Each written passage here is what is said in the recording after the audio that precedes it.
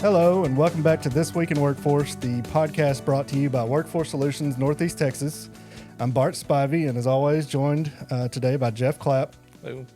So, Jeff, we are now counting this one, we're now 7 episodes into our young podcast career. And it's probably too early to say this, but I'm going to do it anyways. I think we have peaked today with our guest. We're beyond excited to have public speaking superstar, Mr. Ted Wiese, with us today. Hi, Ted. Thanks for joining us. Absolutely. Thank you. So, Jeff, I bet our listeners are wondering why Ted is with us today. So why don't you tell them? Well, I'll give everyone a little bit of the background information on Ted and kind of why he's here today. We're actually recording from the Love Civic Center in Paris, Texas, and we just finished up one of 3 of our Future Forward events this week. Future Forward is an event for high school seniors to give them some insight into the local job market, college admissions, work readiness, and even more. Ted has been the keynote speaker at these events for the past 3 years and does an amazing job. We have honestly been blown away by Ted's ability to engage these students, and it's just the impact his message has really on all the students. If you haven't heard him before, then we do highly recommend that you visit his website. It's heartedtalk.com, and you'll probably be as blown away as we have been by everything that you see on there as well. Thank you. Absolutely. And so we deal a lot, Ted, with jobs and occupations and getting people to work, and public speaker is not a very traditional job, and you know that. In fact, it's probably on more lists for most common fears than it is on people's, career plans. So how did you get into this job? What started it and got to where you are now? So when I graduated from college, I went to work for a nonprofit organization called Junior Achievement. And my job with Junior Achievement was to go out and recruit volunteers who would then go into the classroom and teach Junior Achievement's curriculum, which was an economic curriculum.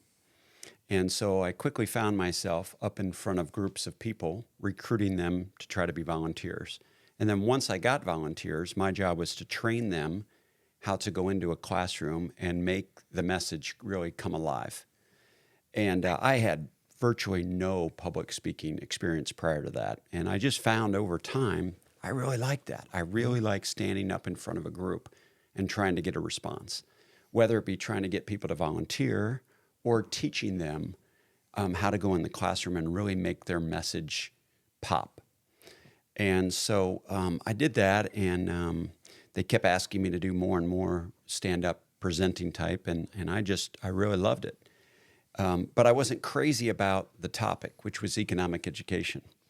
There's only so much enthusiasm I could put into economic education. Right. So it took me a while, to be honest with you, Bart. It took me a while to figure out, okay, that's the skill set I want to use. What's the topic I want to present on? And it took me a long time to figure that out. But once I kind of figured out, okay, that's more the message that I'm passionate about, then it was just blending those two together. So very non-traditional career path in terms of I did not go to college or get a job specifically to be a speaker. It just kind of morphed into that. Well, that kind of touches on the question I was going to ask too, is if you had any extra training, or once you figured out that's what you wanted to do, is that when you started searching for it? Yeah, so I did go back and did some graduate level work in organizational development. But I quickly found out that was less the skill that I was really talking about. That was a lot of adult work.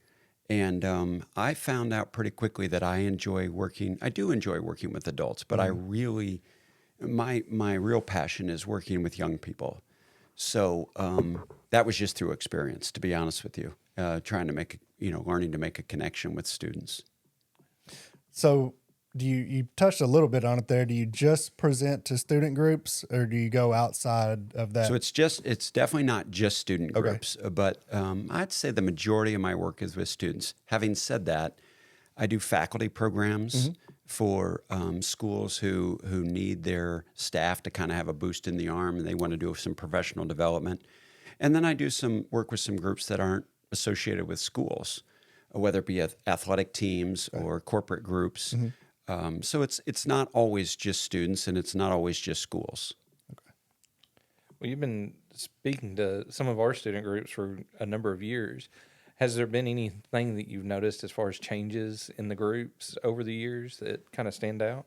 Do you mean just specifically your group or just groups in general? Just the youth groups in general. Yeah, I do think that since I started my career, I guess this is my 25th year presenting. The one thing that has definitely changed are the phones. When I first got into this, you were not competing with phones. Right. Now, the vast majority of the kids that I'm working with have a phone on them, and it's competing for their attention. Right. It's beeping. Somebody's texting them. Somebody's, look at this video or something. So that is definitely been a major change. You're competing with their attention from their phone. Can I follow up with one other Yeah. question? Have you noticed that change in their, I guess, attention span really has become a hindrance, or have you kind of adapted to that? Yeah, well, I hope I've adapted to it, but I do think it's a hindrance. Even my children, my two kids, I've noticed that they're very infrequently fully engaged in what they're doing. They're all like, if I sit down and watch a game with my son, he's watching the game, but he's also having a conversation with 10 other people on his phone. He's also following about 10 other games on his phone. He's also, doing who knows what. So he's never fully engaged in the game. Or if we go to a movie, they're watching the movie, but they're also always checking in on things. And it really bothers me that they can't just be fully engaged in the moment instead of feeling like they got to keep in contact with other people. And of course, not just my kids. I mean, that's every school I go to. They are always feeling like they're missing something on their phone. Having said that, there are some schools that I go to that have a no phone policy. It is noticeable from the minute I walk in that school. The kids are engaged with each other. They're having conversations with each other. They're not walking through the hallway with their head staring down at their phone. And where it's real noticeable is in the lunchroom. You walk into a lunchroom of a school who allows phones, and they're all just staring at their phones. You walk into a lunchroom of a school who doesn't allow phones, they're all talking to each other. So yeah, that's something I didn't think about, but that is, I can imagine that's something you see every day as you progress in your career and the changes in attention span. And so that's pretty interesting. I did, speaking of phones, I'm going to transition this nicely here. I did do some snooping on your social media before this. And you can find those also at Here TED Talk, right? correct. And if you do that, if you go to Ted's Twitter page, you will find pages upon pages of selfies, just like the one you just took with our students here of your groups, of your presentations with students. So at this point, is it fair to say you've probably given thousands Correct. of these presentations? Do you know how many? I don't know the exact number, but I can ballpark it pretty closely is somewhere between 3,000 and 3,500 presentations. Okay. And this might be an impossible question, but is there one that sticks out to you? And if it does, why does it stick out? I've had some incredible opportunities to present. I think if you pin me down and say, is there one that really sticks out? I was asked to speak at an event for the National Beta Club. And the National Beta Club does an amazing job teaching young people how to be leaders. And this event was going to be in Louisiana. And it was going to be at their Cajun Dome. I thought, well, that's kind of a pretty good size building for a Beta Club event. Well, I just followed up and said, well, how many middle school students do you think might be attending? 11,000 Wow. middle school students were in attendance. So that one really jumps out. Yeah. 11,000 middle school students, that's a little bit like herding cats, right? I mean, that's just a lot of young people. So that one jumped out just by the sheer number of it. Yeah, I can imagine. So I noticed it this year too, but I was thinking earlier at last year's event, we had some students show up early, and they were sitting at a table kind of by themselves towards the back, of course. And I saw you sit down and talk with them. You did it today. You're talking to these students as they arrive. And I don't know that every keynote speaker, public speaker does something like that. Is that something you've always done, or is that something that you've kind of learned over time? A little bit of both. Okay. Part of it's just my personality of welcoming them. Part of it is I do think it helps me be effective in that I don't have to spend time during my presentation trying to win them over. Yeah. If that makes sense. Yeah. I've already introduced myself to them. I've already tried to break that ice with them where they're already kind of like, all right, I kind of know this guy. And I think it helps. I can't do it always. You know, Right. the bigger the group, the harder that is to do. Yeah. If you have smaller groups or you have groups in which students are arriving at different times, gives me the opportunity to do that. And I do think it is, I do think it's been helpful where they do kind of feel like they get to know you a little bit before you even start. And I think there's an advantage to that for them to feel comfortable with you before you even open your mouth. Yeah. And as Bart mentioned, you've been doing this for quite a few years as well. And you probably met other people in your field that kind of do not exactly the same. Sure. Similar, run in similar circles. Yes. Is there anything that you think that takes, any specific skills that it takes to be successful in your field? Like some maybe that you've seen that you know can be a hindrance to someone? Well, I mean, success in this field is similar to success in most fields, in that, you know, you have to be a professional and you have to do a great job every time, and you have to, you know, be honest and treat people the right way. I mean, all those things that you and I both know that every successful person has to be. But in the speaking business, you have to be I think you have to be yourself. If I try to get on stage and be somebody totally different, I think kids will see right through that. So I would say to anybody who came to me and said, hey, I think I want to get into the speaking business, I'd say, well, fantastic. Make sure, number one, be yourself. Don't try to be somebody else. Don't try to be somebody else's style. Don't try to say what they say. Be authentic to yourself. And that probably goes to, you could say that about any job, you know, to really be your true self. But I think it's very important in public speaking, especially with kids, because they'll see right through you. Yeah. They'll see right through you if they feel like you're one person on stage, and then they talk to you afterwards, and they're like, didn't even seem like the same person. Yeah. I think that comes across. As you're preparing for these types of presentations, what do you do to prepare, and how has that changed over the years? Sometimes I have the opportunity to really prepare. I know the audience and, you know what grade level they're in and that kind of thing. And other times you don't really have that opportunity. Some of that goes back to then trying to interact with some of the students as they're walking in and kind of get a feel for where they're coming from, right? So, you know, I'm kind of talking to them, and I'll ask them a little bit about, you know, oh, what school do you go to? What grade are you in? Are you involved in any activities? So you can kind of get a feel for that. Most of my clients, though, I know the students who are going to be attending. And I don't mean I know them individually, but I know, okay, this might be a student council group. This might be a group similar to your group, a workforce group. In terms of preparation, I just try to prepare myself to say, well, what is it that those students, what is it that they would need? Is there a message that would really hit home for what they're kind of facing? And some of it is, I think my message can be universal to a wide variety of group. You might be surprised, but my message today is not that much different than my message maybe to a group of middle school student council members. It's framed differently. Their point of view is different. Maybe their perspective is different, but the message is pretty much the same. Which I think goes back to that authenticity piece. You know, I'm not going to try to be one thing to one group, and then I'm going to be try to something else to another group. I'm try to be myself for all those groups. So I wish I had a secret bullet on here's how you prepare for every group, but I don't think I have that simple of an answer. You kind of have to figure it out as you go along. That's fair.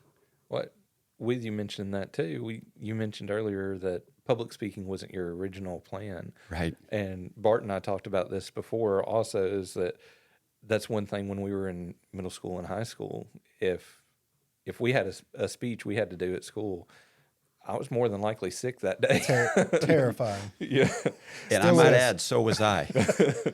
And there's still a lot of students and a lot of adults even that have that fear, that anxiety around having to do public speaking. With your time that you've done it, is there anything that helps you get over that anxiety a little bit quicker than other than just facing the fear? Yeah. I mean, part of it is experience. I can remember to this day my very first program. I was scared to death, literally scared to death, standing up in front of that group. And how were they going to react? And what was I going to say? And some of it is experience. You know, that rule of 10,000 hours. You do something over and over and over and over again, just the experience itself. That's part of it. I think having a little bit of anxiety about it is not a terrible thing. It means you care, right? Right. But the more you practice, the better you will be. And then I think there's kind of some universal truths when you're speaking, and that is slow down. Most people, when they start speaking in front of people, they start speaking way too fast, and they just try to rush through it. And the audience is like, wait, what did they say? I can't even keep up with this person. So I think some of the, slow down, make sure you're speaking very clearly, make sure you're speaking loud enough that the furthest people from you can hear you. Right. I've always said, I don't care how good you are. If your audience can't hear you, you're dead. They'll tune out. If they can't hear you, especially with students, they'll do one of two things. They'll turn to the person next to them and say, what did he say? Did you hear what he said? Or they'll just totally tune you out, and they'll look at their phones or whatever. So you go back to, speaking loudly, clearly, making sure you know what you're going to say, so you're not up there just kind of fumbling over your words. I still get very anxious, I would say, maybe not nervous, kind of anxious, if I don't know what I'm going to say. If I know what I'm going to say, then the nerves have kind of gone away based on experience. But if I don't know what I'm going to say, and I do this for a living, now I get a little anxious and nervous, if that's the right wording as well. So no magic bullet on that one either. Yeah, I think I'm pretty much the same way. I had to do a little bit at the beginning today, and I still get nervous. At this job, didn't come into it knowing I would do this much presenting and talking to groups and things like that, but I've done it a lot now, and it still makes me nervous. But like you said, if you prepare and you know what you're going to say, and maybe you have an outline in your head, Sure. that really goes a long way to, once you get on stage, a lot of that goes away. Right? Absolutely. Once you start. And my guess, Bart, is if you went and did what you did today, go do it 100 times, by 101, you've got it down. Right. You've got it down. Yeah. So your message to the students is a lot of leadership and attitude and communication skills, or what we refer to as soft skills. And even our employers mentioned it this morning, showing up on time. Those are what we kind of put under the umbrella of soft skills. And compared to technical skills, it seems that soft skills are much more difficult to teach. There's not really a structure to it in the school systems. There might be some here and there, but it's often a challenge to teach those skills in the classroom. So I guess my question is, why do you think that disconnect exists, and how do we start teaching those types of skills at a younger age? Great question. I wish I knew the exact answer as to why there is a disconnect. And this may not be fair for every school district, but I have noticed that there's a lot of teaching to the test. So there are these, proficiency tests that students have to pass in order to move grade level. Well, if you really look at those tests don't include questions about leadership or being on time or communication. And so those things are typically ignored, even though we all know that without those, it's going to be really difficult for you to be very successful. So I think some of it is simply schools have an incentive to teach to that test, because if students do not perform well on that test, it ultimately comes back on them. And so I think there's the disconnect there. I think one way students can make up for that is to be involved in extracurricular activities, whether it be athletics or different clubs and organizations. Lots of times those, you end up learning those soft skills. Right. They might not come out and say that's our objective to do it, but you ultimately, that's kind of what's happening. Being able to work as a team and understanding your role and be able to provide, your individual strengths and abilities to the benefit of that student group. A lot of those things take place with extracurricular activities, which is why I'm such a huge proponent of extracurricular activities. I mean, I always tell students, I don't care what you do something. Right. Doesn't matter what you pick. It doesn't have to be sports. It doesn't have to be music. Whatever it is, pick something to make education more than just going to class. Okay. Well, I'm going to go off script for just a second here. And I meant to ask you this earlier. Have you ever been on a podcast? I have been on a podcast. I figured you had. Yeah. Seemed like somebody who would be on a podcast. Yeah. I've done some podcasts at schools after presentations where schools have their own little, and they'll say, tell us about the day and how'd you get into it and that kind of thing. So similar to this. I love podcasts. I mean, I listen to podcasts all the time. I'm on the road all the time. Right. And it's a great way to, whether it be on an airplane or in a hotel, I really enjoy listening to podcasts. About every time we hear you talk, we hear usually a new story or a new thing. Does it take you very long to come up with some of the new things to add into your, I guess, the curriculum? Yeah, great question. I have a lot of material in my back pocket after having done this for so long. The key is to put it in the right spot. A great story is a great way to hammer a message home. Everybody, I shouldn't say kids, people remember stories. And then you can slide the message in with the story. So in the case of today, it's a slightly different format than what I had done for you last year based on the numbers. Right. So the longer I've been in this business, the more flexible I'm able to be with, I've got a little bit of a smaller group.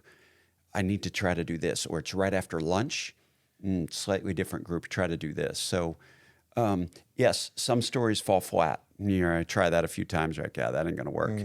And other times I will tell a story or give an example, and you can just tell the audience, that hits home. So it's kind of trial or error. Not everything hits all the time. And at the same time, there's some material I think is going to be really good that for whatever reason, it doesn't always connect. So it's just trial and error. Figure out what audiences connect with. All right. Well, we thank you for joining us today on our podcast.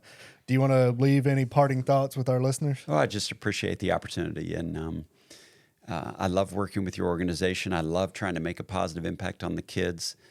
I like watching them when they walk in the door in the morning and they're looking at me like, who in the world is this guy?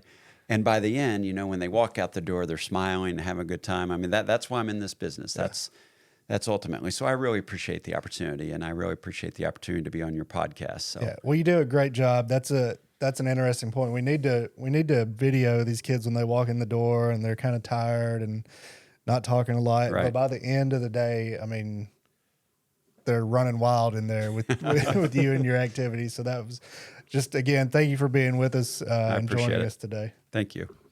All right, so you can find out more about Ted and his presentations. Again, a very easy to remember website, heartedtalk.com.